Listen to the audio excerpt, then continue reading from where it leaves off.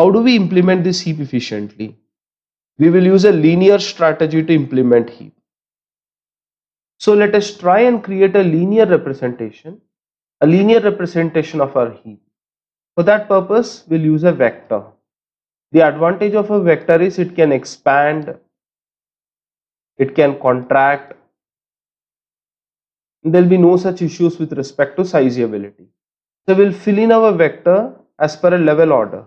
What that means is we'll be filling it in this order: 12, 19, 27, 31, 23, 28, 30, 92, 60. So we'll be filling in the exact same order. So the indices will be 1, 2, 3, 4, 5, 6, 7, 8, 9. So this way we are able to represent this heap in a vector. This is possible because there are no gaps. Suppose this 60 wasn't here. 60 was instead the right child of 23. Then we couldn't have done that, because then there is a gap. The 9th element does not exist, the 10th element does not exist. That would have led to issues. But since there are no gaps, we can use a level order fill in a vector. So when we fill our vector in level order to represent the heap, it leads to a few interesting properties. I'm most interested in these 4 properties. Let us look at them one by one. The first property is that the root's index is 1. In fact, let us fill all the indices here: 1, 2, 3, 4, 5, 6, 7, 8 and 9. So as you can see, the index of the root is 1. That is, by the very definition, we don't have to worry about it.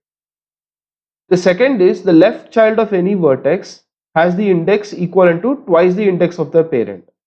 So if left child of I, the index will be 2 star I. Let us verify that. The left child of 1 is 2, its index is 2. The left child of 2 is 4, indexed 4. Left child of 4 is 8. Left child of 3 is 6. So yes, this property is holding good. Why does this hold good? That's because in our heap, it's a binary heap. So we have every level the number of vertices is increasing by the order of 2. So here you have 2 power 0 vertex, here we have 2 power 1 vertex, here we have 2 power 2 vertex, so on and so forth. Because of this property is holding good. Next, the right child of a node is indexed at 2 star the index of the node plus 1. So the right child of 3 is 3 times 2 plus 1 is equal to 7. The right child of 2 is 2 times 2 plus 1 is equal to 5. The right child of 4 is 4 times 2 plus 1 is equal to 9. So that is the third property. The fourth property is that the parent of any node, for the index has to just be halved and rounded down. So the parent of 7 is 7 over 2. Let's round it down, so it's 3. The parent of 9 will be 4, the parent of 5 will be 2, the parent of 8 will be 4, so on and so forth. So we have these 4 properties. I want you to be very clear about these 4 properties, because this concept is called flattening a tree.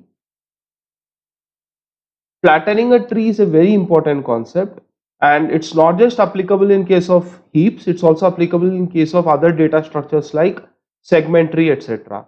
So pay close attention to this concept and understand these details: the index of the root, the index of the left child, the index of the right child, and index of the parent. Now let us do some testing.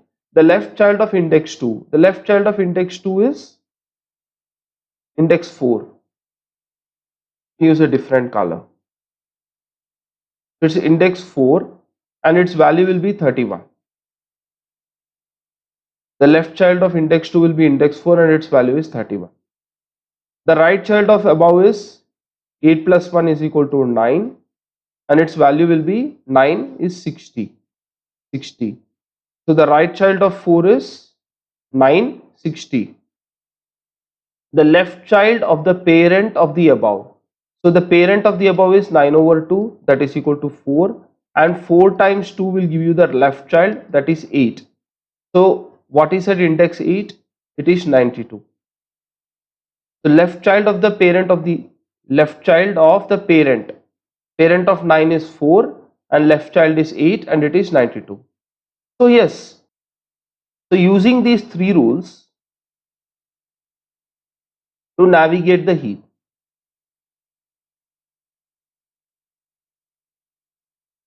So we'll be studying how we can use these concepts to insert and retrieve into heap in the next section. But before you proceed, be very clear about these three rules, because like I said, this is very integral to understanding the concept of flattening a tree. In this case, you are flattening a binary heap. All right. So insertion into a flat heap. Let us actually create a heap.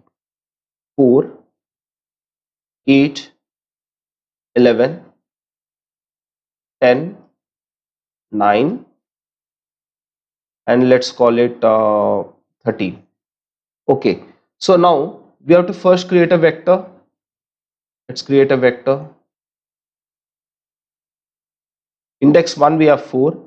Index 2 and index 3 we have their children 8 and 11. Index 4, 5, 6, let's leave 7 empty. So 4, 5, 6 we have 10, 9, 13. So now let's go ahead and insert 2, our insertion operation. So we insert 2 at our 7th location. Now it is still a complete binary tree, it's a CBT. Now let us try to heapify it. How do we do that?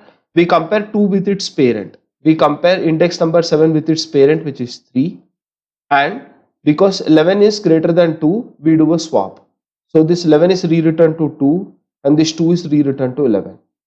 This 11 is rewritten to 2 and this 2 is rewritten to 11. Now we have to do the same. For index 3, the parent is 1. Index 3 parent is 1. Let's do a comparison. 4 and 2.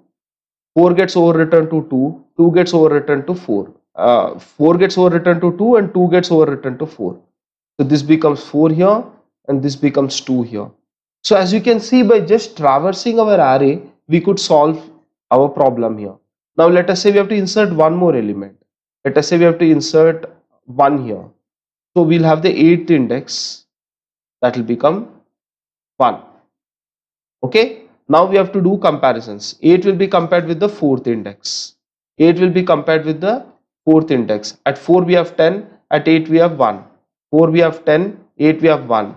So both of these are switched. 1 comes here, 10 goes here. Similarly here also we'll do a switch. 10 goes here, 1 comes here. 4 is compared with 2. We know that 8 is greater than 1. So 8 becomes 1, 1 becomes 8. 8 becomes 1, 1 becomes 8. Finally, we have to do a comparison of 2 with its parent. 2 over 2 is 1. So 1 versus 2, 1 becomes 2 and 2 becomes 1. 1 becomes 2 and 2 becomes 1. See how easily we are able to write and rewrite in our vector and reproduce whatever effect the heap will do. So this is why a linear implementation works. Now let's also try and see how retrieval works. Now let us try retrieval. For that, let me reproduce the same heap. We have 1 here. Its children are 2 and 4. Their children are 8, 9, 8, 9, 13, 11, and finally 8 has the left child as 10. The right child is nil. Okay. Now let us try to represent the same in a vector.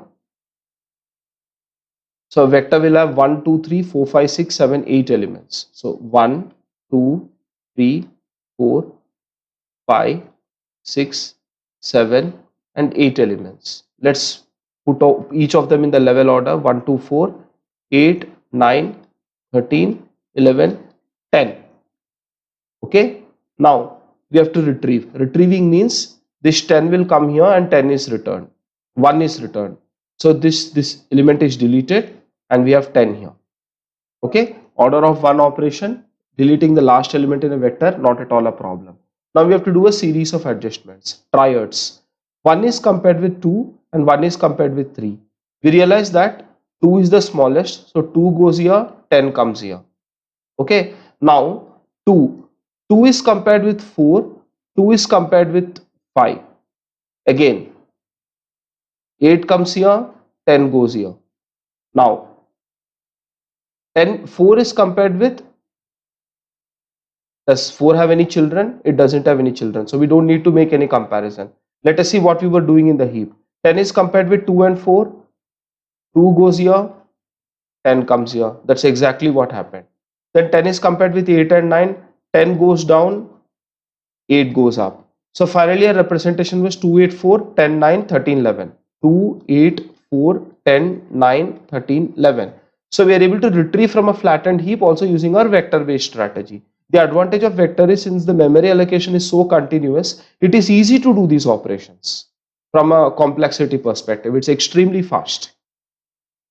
So with that, I hope you understood the concept of flattening trees and flattening heaps. Of course, you don't have to, the only purpose of the lecture was, don't be linear always. Number 2, the concept of flattening. Tree to vector. Okay, as far as heap implementation is concerned, you can use STL priority queue, which we'll be seeing in the next video. It's not complex at all, but the moral of the story is, don't always think linear, and you can always flatten a tree to a vector for fast operations. Thank you very much for watching this video. I hope you enjoyed watching this video. This was a bonus video. I guess I'll split this into 2 parts. So thanks again.